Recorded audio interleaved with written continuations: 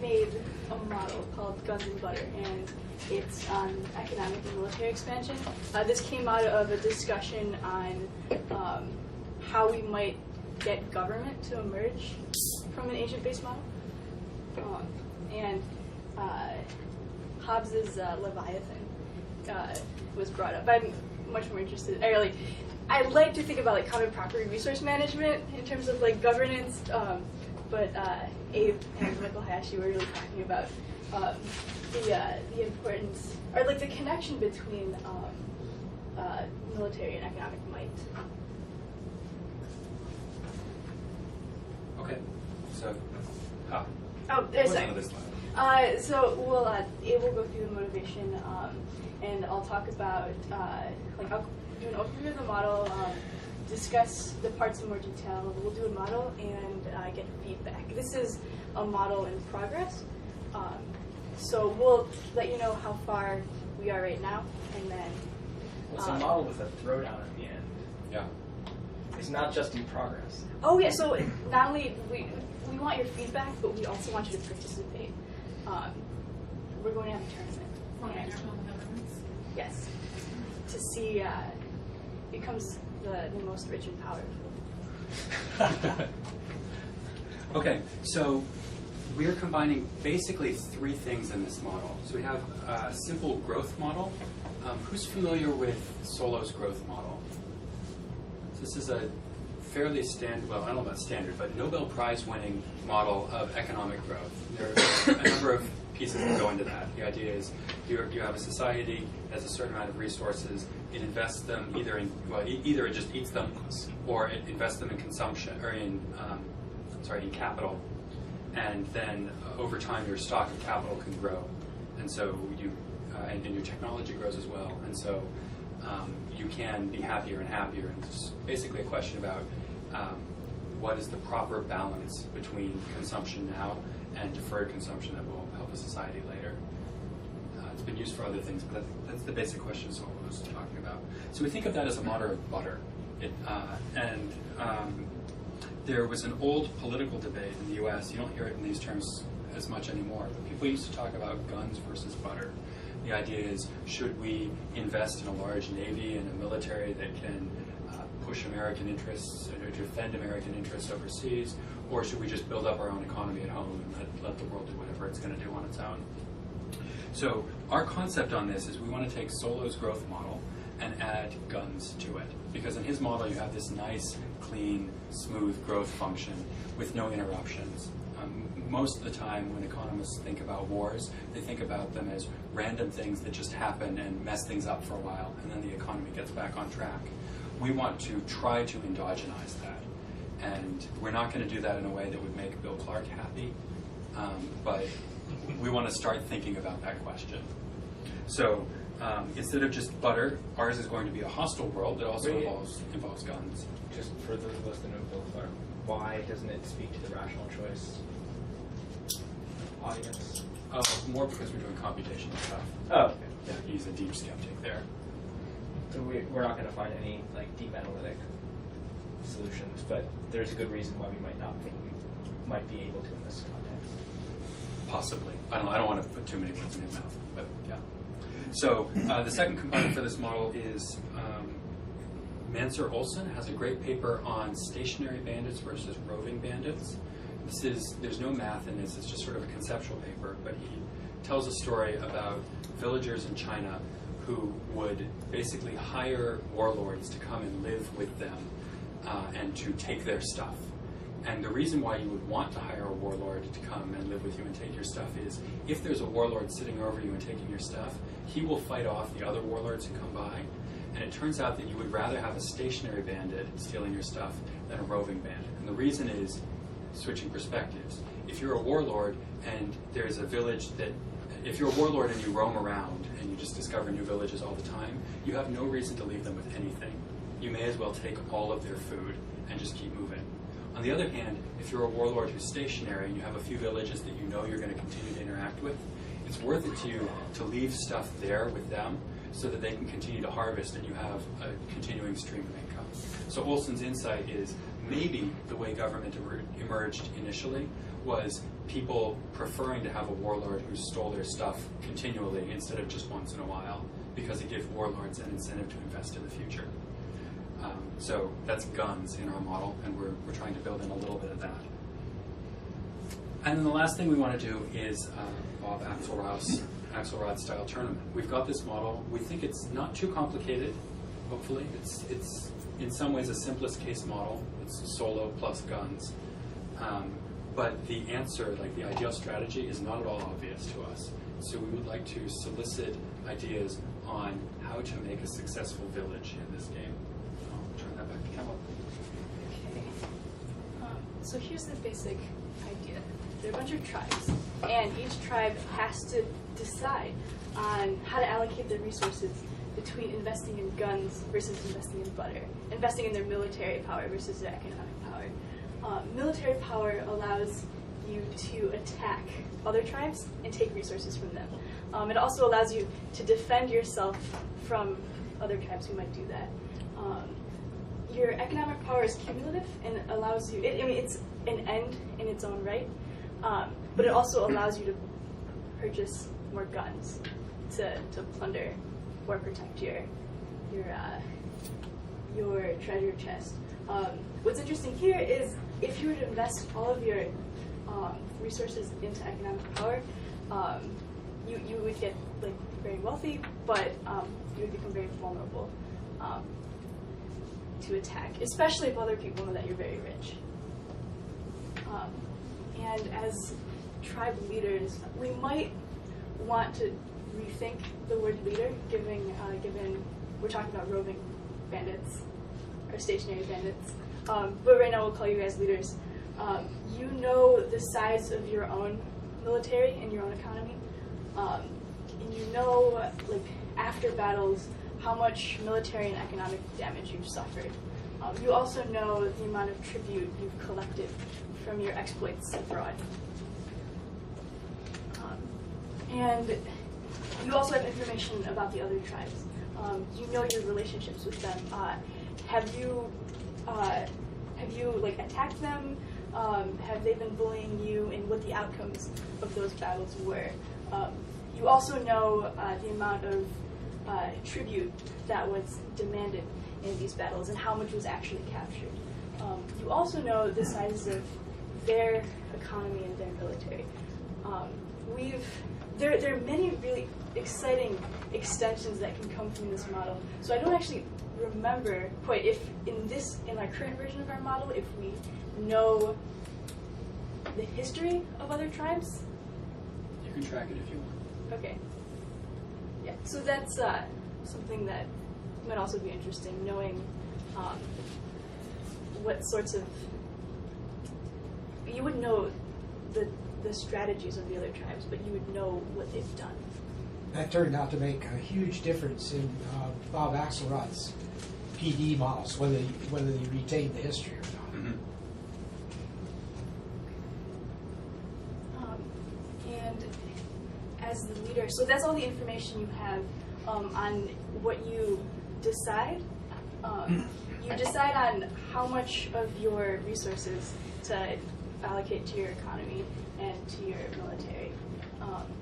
You also decide on your attack strategy, who you attack, how many forces you attack with, and how much tribute you would demand when you attack these other villages. You also decide on your defense strategy. Do you want to defend, or do you want to just pay the tribute up front and not go through the hassle of battling? And when you do defend, how many of your forces do you devote to the defense? Okay, so more details on how this works.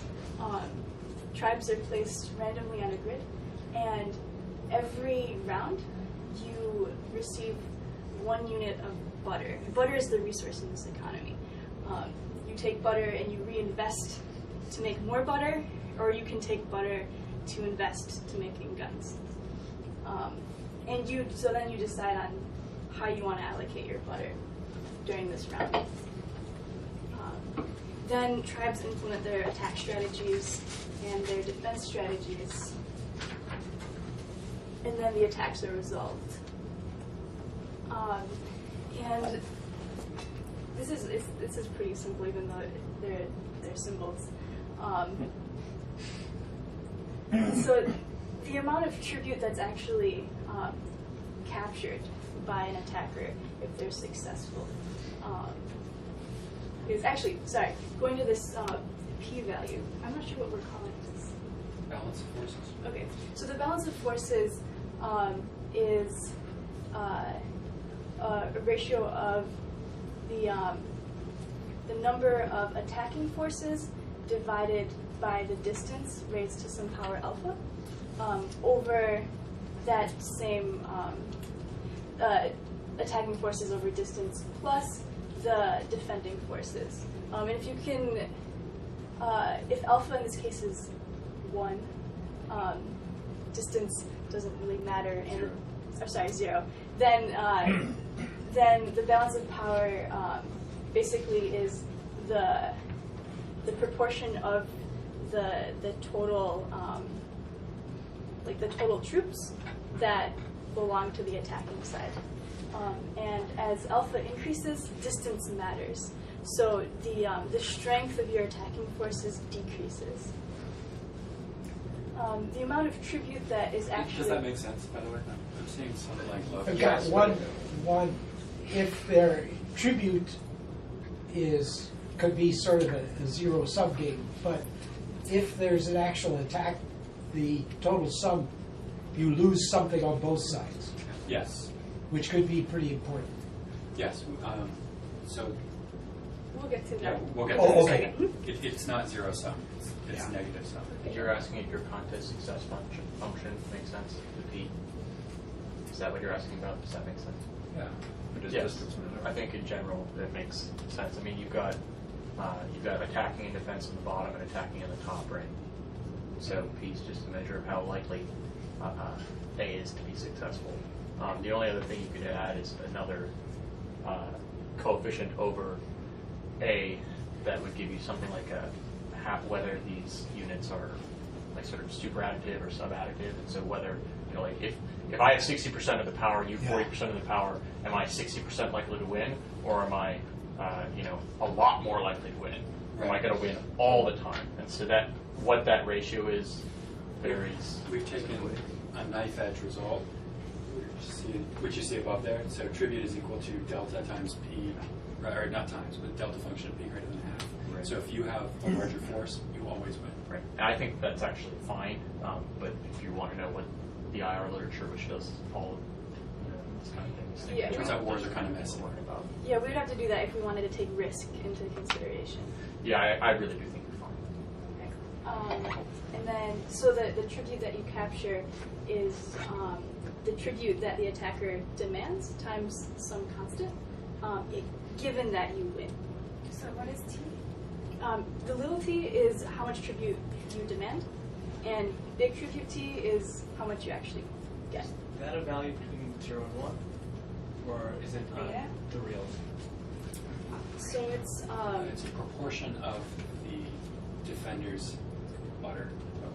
It's, Is it proportion of accumulated butter or butter in the year? Accumulated butter. Okay. Yeah. So you're like taking their cars back to your country or something. I don't know. The metaphor's kind of weird. okay. And beta is between 0 and 1 some? I don't think we explained it yet. no two not to. You're, No, go for it. so in our current model, beta is 1, and I think what we're thinking about doing is having it relate to the distance. We might not be able to take, if we're really far away, we might not be able to take all the tribute we'd want back. It's going to be harder. Yeah, to transport. So the idea on beta is if it's equal to 1, then you can take all of the other tribe's stuff all at once. You win one battle, you take everything. If beta is less than that, if it's some smaller fraction, then if you win a battle in a given round, you can take some of their stuff, but you can't take everything. And so you might want to fight them again or whatever. It's very warlike. Does the tribal leader do? Okay, so beta is exogenously the tribal leader, right? Yes. beta is just given as part of the model. Yeah, so it's not like tribes that like to attack really far away develop technology that allow them to transport things faster. We don't have that in this model. As for damage sustained, just because you win doesn't mean that you don't lose anything. The closer you are to the other guy's power, the more you lose. So for the defending forces, the damage sustained is a constant times the balance of power times the number of troops you have. So you lose that proportion of your troops. And it's for attacking forces, it's 1 minus P. So T goes into economic power, and D goes into the military power. Yes. So So why do we have reason to think the beta is the same? Oh, sorry, this was just a mistake. They're different constants. well, actually, the way we've got it built right now, they are the same, and it's more or less at least conceptually, we're thinking about this as how fast does combat happen? So how fast do your troops kill each other, basically, and how fast are you able to take things from the other side? You're right that they don't necessarily have to be the same, but we were trying really hard to make this model so that it didn't have 45 different parameters floating, and so sometimes we make convenience assumptions to keep it simpler. I think you're right that conceptually they don't have to be the same, but I'm not sure. I don't have a strong intuition on how to say it. So battles that the way you're conceiving of going to war essentially is like a smash and grab operation, a series of discrete ones where you come in and if you win, you walk away with some kind of prize. Is that Yes, will you settle up along these but things? it might be the kind of thing where you are continually having border skirmishes with some other tribe, Right. And so it goes on and on and on and on. Yeah, but what I mean is they're understood discreetly. So I guess just one question. This is more a semantic question. Is there a reason why you chose the word tribute? Rather than booty? Yeah, treasure would be the word I would choose. If you wanted to make in same letters. No, because tribute, when I think tribute, just, qualitatively, or just, sort of in my vernacular, I think something you're doing to deter someone from attacking. In other words, you go and you demand tribute to prevent a war, or, like, we're going to come and invade you unless you pay tribute, or you pay tribute to someone who's already defeated you so they don't come and wail on you some more. Right? I mean, like, that's... So that just confused me when you're using that terminology. Maybe treasure. Yeah, if you like that better. I do. Or plunder, if you want. Plunder, yeah, but you've already got it. Yeah, you already got P for something P else. floating around. So yeah, that's fine. Okay. Just curious because there's no. But don't you also have a tribute thing that the attacking force can say, you pay me or I'm going to attack? Is that part of your model? It sounded like it earlier. Yes. Yeah. It is. Oh, it is. Do you have another slide? on Sorry, that, or- I don't actually. So I was. So basically, the attackers demand a certain amount of tribute, Right. Oh, they do. and the defenders can decide whether or not. Pay or play. All right. Yeah. Okay, that would make more sense. Sorry. And as for continuing relations, you can have tags for different. I races. see. So you know your history with that I see. particular. Okay. All right. I'm going to inject a meta comment here, and that is, as far as I'm concerned, and this is what Bob Axelrod calls the KISS principle. Keep it simple, stupid. You start with the simplest model and see why it fails before you start adding things. Mhm. And it really makes a lot of difference about how you approach the We've been problem. through a few iterations on this. Okay. This is the simplest. Like I've constantly been the guy who said, no, we can't put that in. This is the simplest one we've been able to do so far. Okay. Yeah, we did debate whether or not we should allow them to Have a separate demand phase up Yeah. front. Yeah. I mean, all of those sound very sensible, And the way this but works it right now, can I really think make that the model very difficult to interpret. So the way this works right now is, first, all the tribes get in a huddle with themselves, and they say, where are we going to send our forces? And so I say, I'm going to send 10 armies to Gene, and they're going to demand X amount of tribute. So we all do that simultaneously, so a bunch of armies march to other places and show up and say, we want this much tribute. And then in the defense stage, everyone looks at the armies that are coming to them and say, how much money do they want? is it worth it to me to fight? And then you can decide, okay, we'll just give you the tribute and not fight, or no, that's our goal. You're not going to have it, darn it. For what it's worth, this isn't that far of a deviation from the extant literature on conflict, anyways. And that, like, you know, the debate in people who study war and sort of blood and treasure and that kind of thing is whether bargaining is going on during the process, or whether there's some process in which you're no longer bargaining over the benefits. And so the earlier models model it basically as a single shot gamble when you decide to go to war, which is what this is reflecting, I think. Yeah. Well, And so there's a large ongoing as well.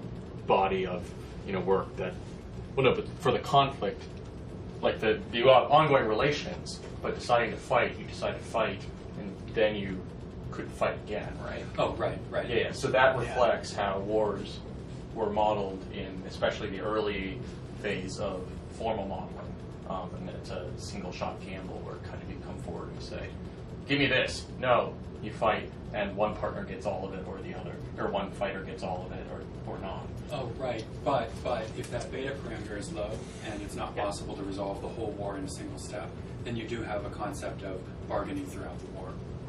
Right, which is more where we are now, and if you were looking like Slonchuk's work or something like that, it would be much more in the kind of dynamic. But or Harrison Wagner would be the canonical treatment of that. Mm-hmm.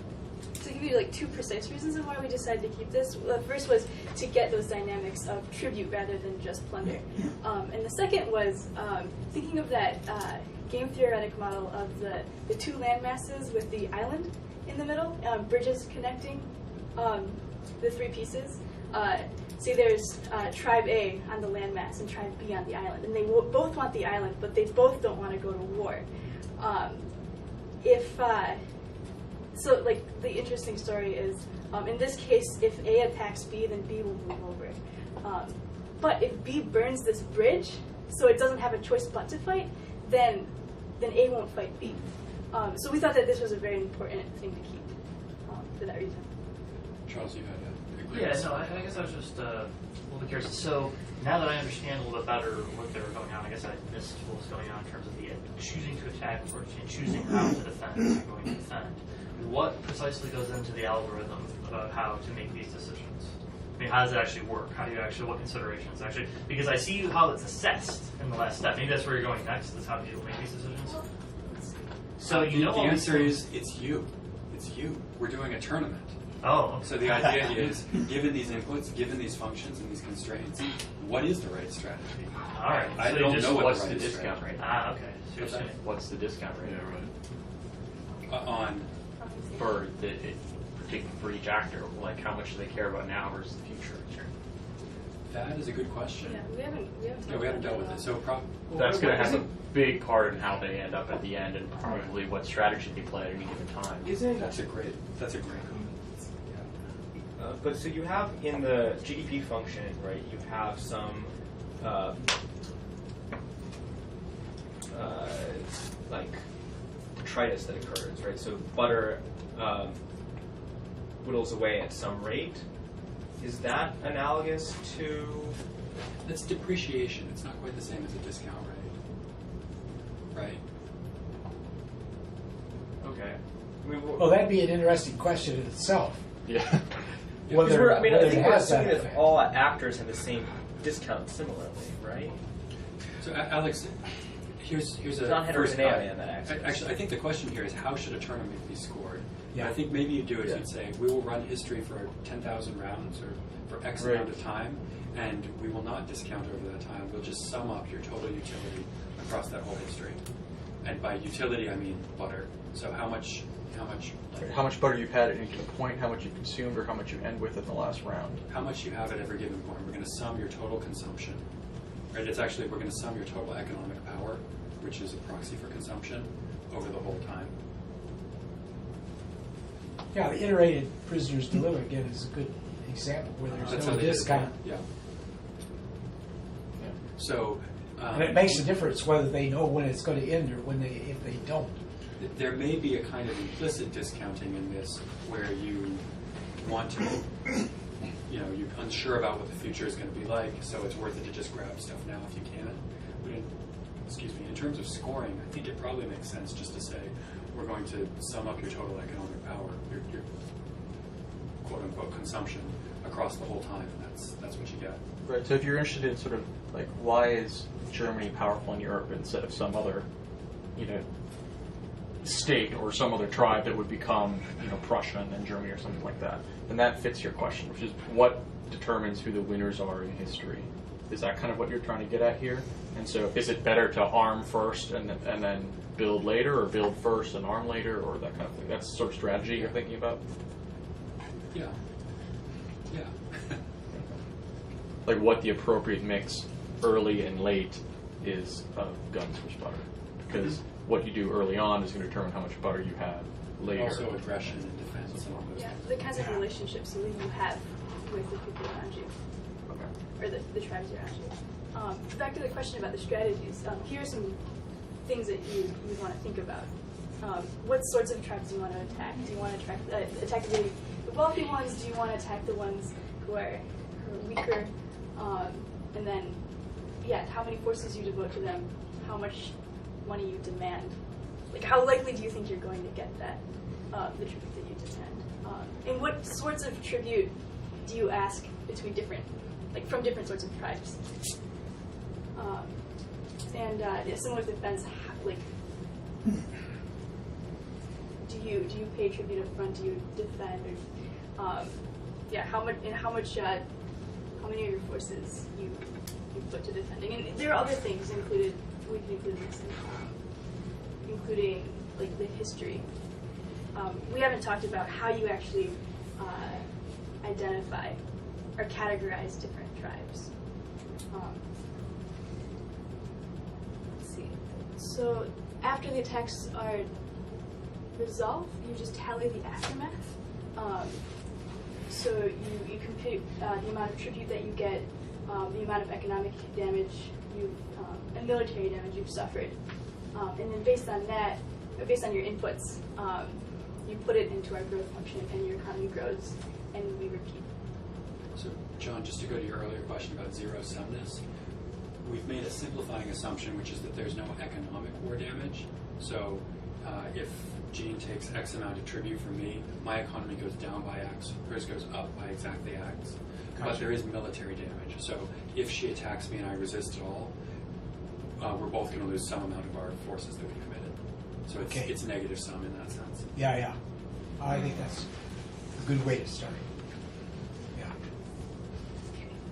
I think we're ready for our demo. Okay. Yeah. This is the part where we try and demo it and it breaks. Right. I should mention, this is like my that's civil discourse. Yeah. This is my backdoor way of trying to teach everybody Python. Looking for an excuse to move out of Java and that logo. So here we've got a grid it's just one by one. We've got a bunch of villages on it, and right now we're just drawing their military influence, because military power determines what's your sphere of influence. So the tribes grow as they accumulate resources, and they shrink when they get into foolish battles. And these tribes are very dumb.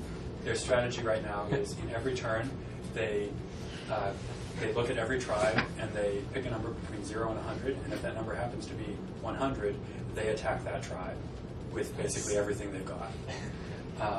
No regard to distance, no regard to whether that tribe is way bigger than you, you just attack. And so the pattern you see here is sort of these bubbles get big and then they pop, because people accumulate for a while and then they make a mistake and they lose their military. Do tribes eat other tribes ever?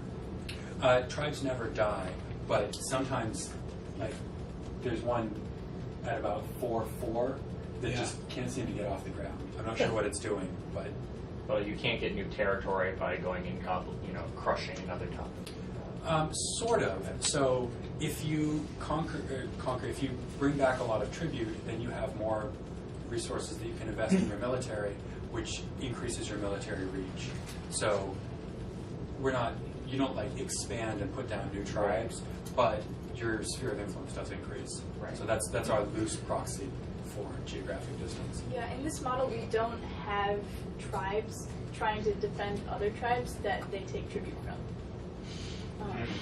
Yeah. Oh, yeah, that's Oh, okay. That's I was big going to bang ask there. you, yeah, that's right to the point, because, you know, the first thing one might think is, what do I have to do? What's the simplest thing I can do to let one of those bubbles really get big instead of popping? Mhm. And it might be exactly along that line where you get allies, so to speak. Yeah, yeah. Like I said, these Take are over dumb tribes. places. Yeah. This strategy is really pretty blunt. Let me show it to you, actually.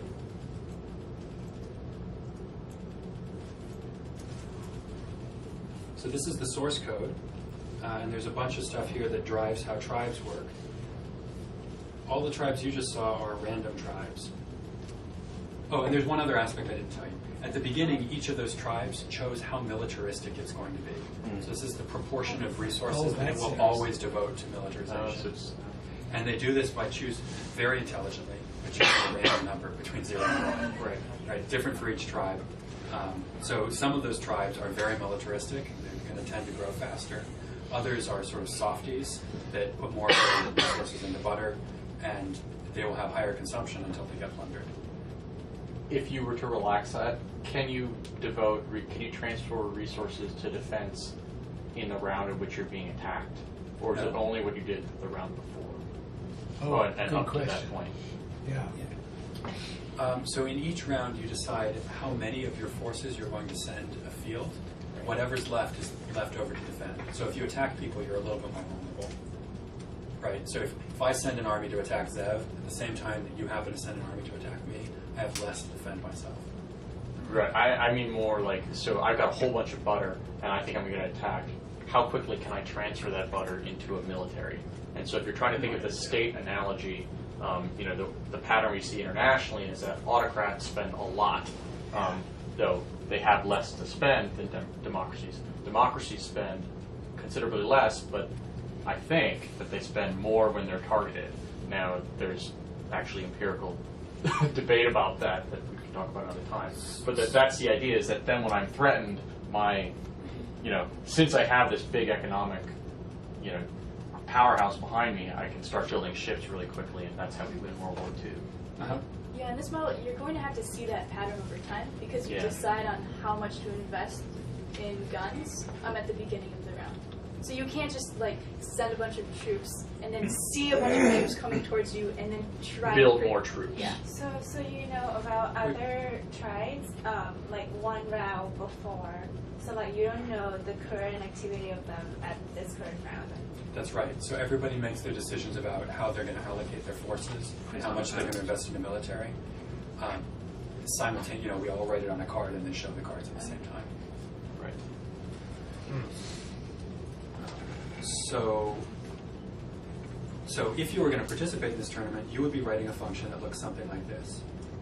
It'd be a choose strategy function for a class inheriting from tribe, and there's some details there that we can help you work through.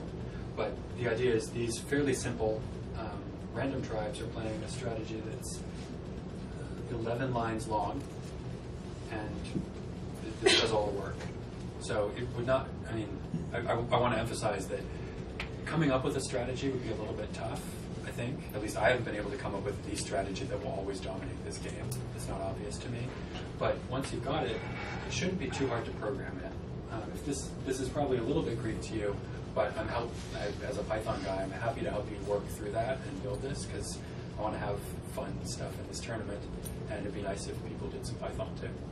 So. If there's enough interest, we'll hold workshops on going through how to write one of these strategies, and then help you write your own. So if you don't know any programming or want to learn Python, this is a good way to get your feet wet. Have you asked Alan and Jim?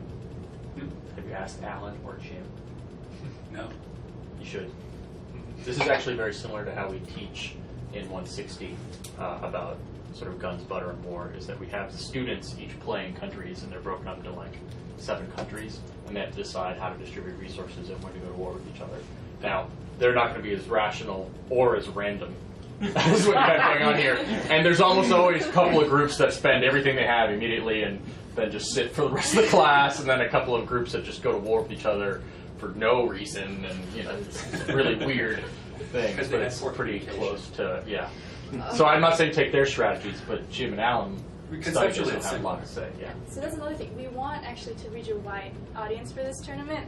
We don't want personal relationships to get involved into that. Because I mean, if you hang out with your friends, If you, other tribe you equals suspect- Gene, attack. Attack. You know, that's what happens. So, I mean, Everybody- having considered that strategy, it's not optimal. I It can tell depends you. on your utility function. Yeah. Just like If you're just minimizing Gene's winnings, then I don't have a proof, but it's your min-max strategy with that. so communication, bridging part A of Seesaw and part B. What features of this model might allow alliances to develop? So you could say, if I'm the biggest guy in town, I do this. If there's another big guy on the block, and there are lots of little small guys, band together with them and coordinate. What kind of does the model allow for that? We can't put troops in like to defend places, but what you can do is if the place you're regularly getting tribute from has been attacked by someone else, you can just go and attack that other tribe. So that's kind of one way you can get around this, placing soldiers in territory. We have held back from explicitly building in diplomacy and communication because when you get into the game theoretic literature, it's really hard to do that formally. So we've punted on that. But that said, there's still ways that this can creep in. Still ways that you can make it part of your strategy. Cederman's model has that. Do you know Cederman's book? I don't. Lars Erik Cederman. He wrote his dissertation here, and it turned into a book on war, state making, and a similar kind of thing. And later, some of the later chapters have alliances and alignments in them, and so it's Axelrod was his advisor. He does this stuff with complex models, and so his first book, which the name of which escapes me. But if you email me, I can give you a number of the sort of the big sources. Yeah, that would be great. If you haven't noticed, my dissertation's on guns and butter, so like this is a topic that I think is really cool. So you should win the tournament. No, no, I actually think it's awesome that you guys have this model. I think it'd be really cool to see what happens. By the way, what Abe said is really important. After 60 years, game theory tells us almost nothing about coalitions. The whole coalition theory is just game theory, even two-way coalition. That's the reason there's just almost nothing in the way of theorems. It's amazing after all this time because people have worked on it pretty hard. I'm not sure I agree with that, but we don't have to have that discussion. Right. Well, if you could point to me something that says something about poker with coalitions. Oh, well, I don't know about poker. Yeah. Because you can win consistently in poker if two of you are Can form working a groups. coalition, Yeah. even ahead of time. And that's really rather surprising because poker really is a game of skill. Yeah. Yeah. I was just going to add that, going back to him, it's probably hard to set a strategy without considering the kind of time dimension. So if it's either you set that this is going to end after 10,000 rounds, and we all know that, or we have some kind of, you choose what you want to optimize, be it butter or military or some other utility, and a discount. Because the key choice here, which I guess in the solo model, the key choice of what to invest or consume, here the choice of how to militarize or invest, it's a forward-looking decision. Yes. Yeah, yes. And in the 10,000th round, we all attack each other. Yeah. Or the 999. Well, that's that argument of the prisoner's dilemma. If you know where the game's going to end, it's clear that defect is the good last move. But if defect is, you just go back and prove that you could never get cooperation. It's just it's a question. Okay. Well, I think this is the right time to do that question. Ta-da. Yeah. Well, very important slide. We're very excited about this model, and we hope you are too. And we need your help in making this awesome. So the way we're imagining this running is we'd have Well, we'll need to set up the actual parameters, but something on the order of people submit strategies, and the strategies can be sensitive to the terms of the model. So we would tell you at the beginning how long it's going to run, how many other tribes there are, how many of the tribes will be initialized playing your strategy, and how many would just be something else. We tell you all the parameters of the model, so that alpha, beta, gamma, those things that affected depreciation and the effective distance. So you would know all of those things at the beginning. Excuse me, at the beginning of each round, and then we would run something like, I don't know how long it will take to run these, but 10,000 iterations where everybody plays, and we sum up your score, and at the end of it, then you get out what you get out of it. The other thing we can do is I'm perfectly happy to share all of the source code that we have, so you can run your own trials. Yeah, you can run your own trials and see how things go and tweak your strategy to try and make it run better. And Will it have animation like this? Not like Every time they fight, this should pop up. Yeah. War! Yeah, right. Battle scenes from Lord of the Rings. Yeah. I think it would be fun to have one kind of round that ends randomly. Mm-hmm. So not 10,000 rounds, but here's a thing that has a 1 in 10,000 Yeah, chance of I think that really, Meteor strike. Or say that it's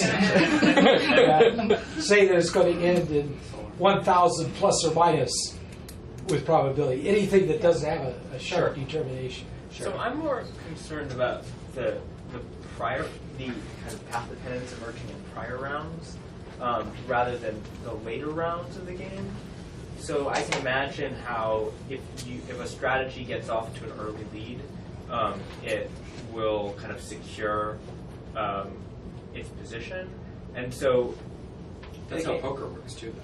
So but I mean, so if we're just trying to like evaluate all of the different criteria for robustness, like it might be interesting to know like what strategies perform really well from rounds 1,000 to 10,000.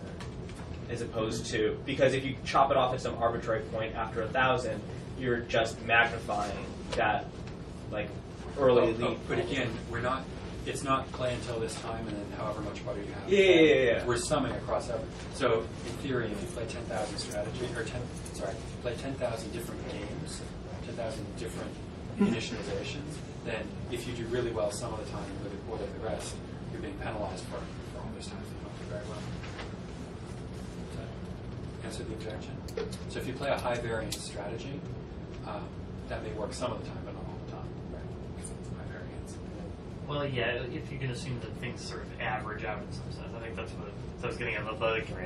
It's not necessarily, however well you do in the early rounds, that's going to be weighted by how many rounds there are. If there's some burn-in and something that happens after you reach some stable state, you know what I mean? Mm-hmm. Like, so what could happen in, say, so suppose, everybody reaches a stable set of strategies after 1,000 rounds, right? So then 90% of it will be what happens in a stable state, and the 10% will be what happened to get there. I see. So this is like a Francis Fukuyama end of history thing. Yeah. All the interesting histories before the end of it. Yeah. Yeah. So right, and because alpha is greater than 1, like the amount of butter that you accrue early on is going to lock in advantages. So what if we did this? What if we had, I'm going to call these honorable mentions. So you can propose other criteria by which the tournament ought to be evaluated. So it might be things like, how well do you do in the first 100 rounds? Or what is the overall variance of your strategy's performance, right? So if you've got the one strategy that always wins or gets crushed, it's going to do worse there than the steady performer that doesn't do great or awful. Does that make sense? So you can nominate other criteria for evaluating. Along with that, you might care more about, personally, as a leader, you might care more about your military power. This is something that's tricky, thinking about what actually motivates these autocrats. Is it wealth? Because they gain a percentage of their GDP. Or is it just power? It's the size of the military and how much they can boast about it. We're in a sharp uniform. Yeah.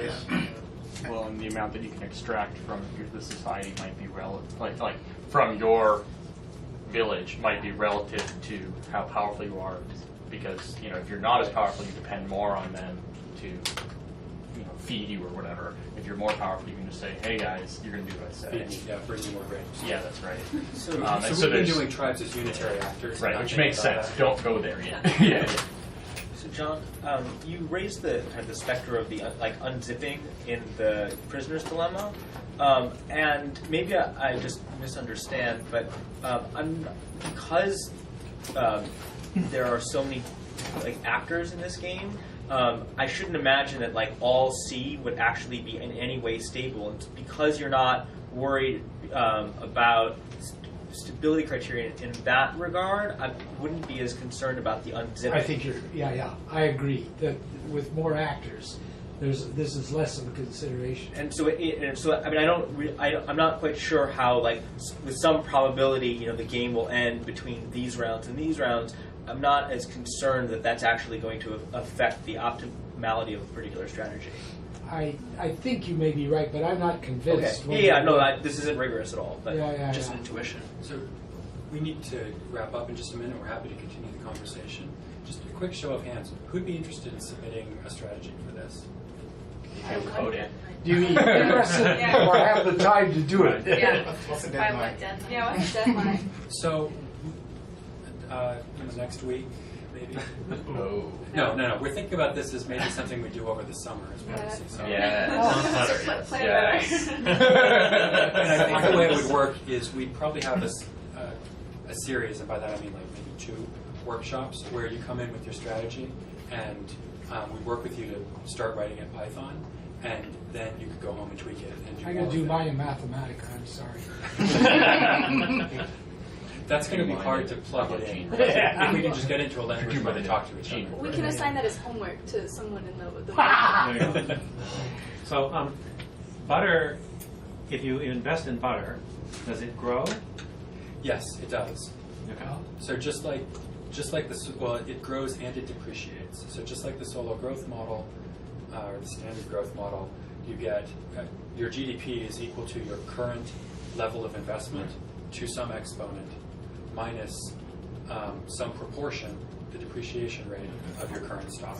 Plus 1, right? For the Yes, plus 1, just so that you never hit 0 and go flat. So you can always bang rocks together and make fire again. This makes me think of the Han Solo strategy. Star Wars, hard variance, complete optimism. The hidden asteroid strategy makes it very hard to attack. Yeah. Oh, I'm So thinking it's about the giant line. So what do you care about anything or anybody when he darts off and attacking the Death Star? Are you assuming the same growth for economic investment as military investment? No. So military investments do not grow. Right. So That's if important. you take if They you- may have if you- returns because they may give you a win. Yeah. Right. But you actually don't grow. pay in themselves. And actually, just to bring this full circle, this is something that I see as being sort of a hole in the traditional economic growth model, in the sense that we just assume that there's this nice growth curve, this nice growth trajectory, and there's no sense in which, and there may be wars, but they're just sort of shocks to that function, and they're treated as random. In this, you can actually deter wars or engage in wars or whatever by choosing your level of investment. So military and economy are really wrapped up together instead of being largely separate things. Along with that, I'm going to get ahead of myself, but thinking about extensions to this, we can incorporate trade because the models that I'm not super familiar with trade models, but it seems like the ones I've looked at don't involve strategy. They don't involve.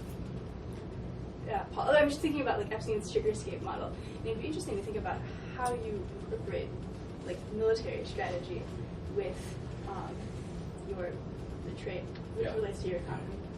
Well, for the one thing that historically Keep it has simple. had huge effect, and I was drawing about this in class this morning.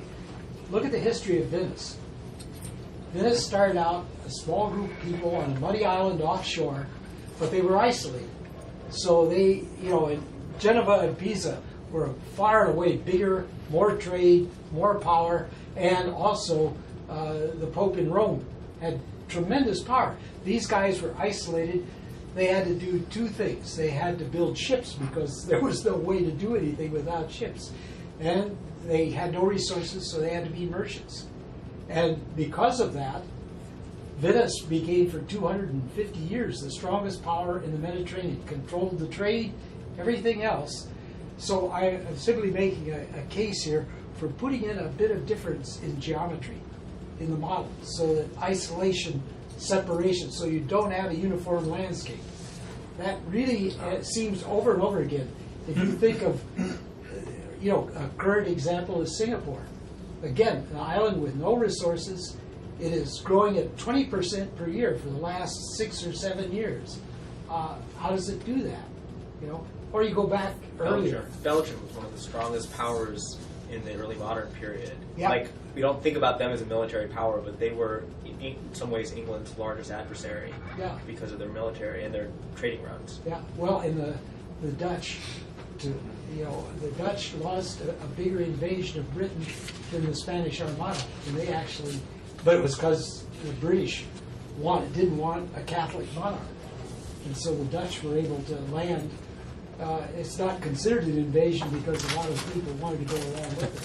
But it was a huge armada that they did. So yeah, it's all these things that have a lot to do with who is close and can do you damage. So, John, what I hear you saying is, if I'm one of these guys at the beginning of the game, I look around and I play a different strategy if I'm this guy. Yeah. I look around and think, I'm here, I don't know. Yeah. Absolutely. Yeah. Well, so smart strategy should take that into account. Yeah. Do we have contact information for everybody who's interested in doing this? Not they can sign up. Yeah, so we will send an email to the Seesaw list. Is there anybody who's not on the Seesaw list? Okay. If you're interested, go ahead and email down so we can get a hold of you. And we will be, it sounds like we should do this kind of early in the summer, get it rolling, and then maybe we'll do a couple iterations by the end of the summer. This is nice stuff. I think you're going to learn a lot. And you should email Alan and Jen and ask them what they would do. Yeah. Here. Just email Paul.